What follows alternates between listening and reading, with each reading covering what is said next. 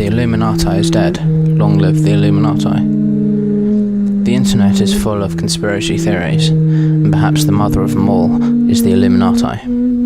But what if the Illuminati doesn't mean what you think it means? What if it doesn't exist, and yet to say it doesn't exist is also a lie? How could this be possible?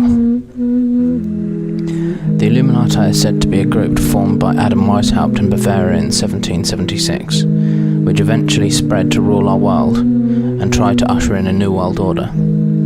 Except who exactly are they? Some say they are Bohemian Grove. Some say the Freemasons. Some say the Bilderberg Group, the CIA, the British royal family, and even Satanists, Luciferians, demons or aliens. But what if the Illuminati is not a specific group, but is something far more dangerous? What if the Illuminati is an idea?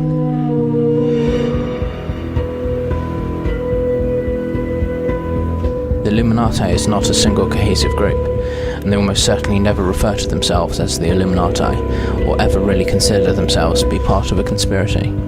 Conspiracy is defined by an agreement between persons to deceive, mislead, or defraud others of their legal rights, or to gain unfair advantage. But the agreement itself, in this case, is unnecessary. The Illuminati functions as a Venn diagram chain of different groups, such as Bohemian Grove, an elite satanic child abuse ring, Bilderberg, the Rothschilds, the Rockefellers, and Kochs, and so on. Each group doesn't contain an identical roster to any other, but a complete chain of common membership creates an illusion of a cohesive whole. In this way, no centralized leadership is necessary. The left hand doesn't know what the right hand is doing, but it doesn't need to in order to function effectively. The members of these groups are united not through their membership to some particular secret society, but to a series of ideas and values they all adhere to. Most of them were raised to uphold these values in much the same way that a person can be born into a religion or follows the political convictions of their parents. It recruits through and is fostered by the hierarchical formation of institutions that we are bound to join from the bottom and work our way up through. But what does this really mean? Mankind is constantly sieved and categorized according to our ability to corroborate and support the beliefs and ideals of our masters in order to be promoted. Who do you think a boss is more likely to promote? Someone who shares the same beliefs and ideals as they do? Or someone who is clearly an outlier, an outspoken innovator? They'll promote the person they perceive to be most similar to themselves. Even on a subconscious level, according to an article in the Mail Online, managers are more likely even to promote staff who dress like them.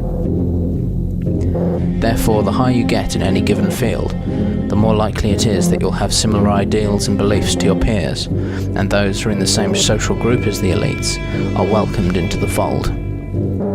These separate but complementary groups can help each other in various ways, keeping each other's secrets and so on, because the more firmly embedded you are in the higher echelons of the elite, the more invested you are in maintaining the status quo, the more compromised you are, and the more you have to lose if it ever came crashing down.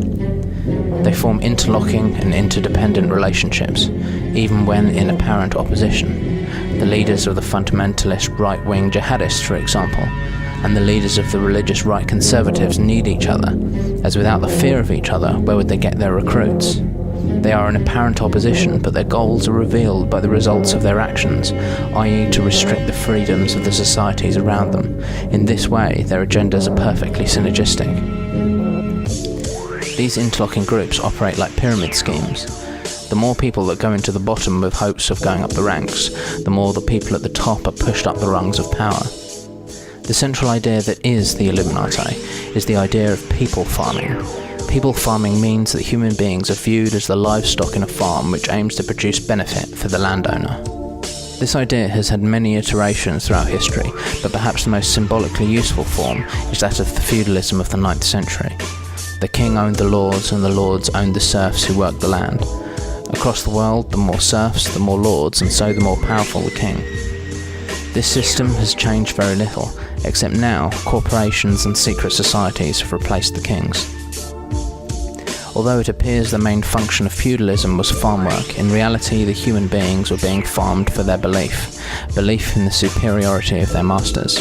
Except that system, they found, like the pyramid scheme, was untenable. Sooner or later the serfs get sick of their position and demand revolution. But how can you hold a revolution against a system of ideas or an ideology? How can you defeat a corporation? There is no castle to sack, no neck to guillotine. There is simply nothing there. How do you defeat an imaginary concept or a metaphor? Simple, by starving it from the bottom up. Withdraw our produce from the pyramid and the pyramid will collapse. As they try to farm us for our belief, we will go on strike and stop believing. This is the only way to overthrow our masters and be truly free.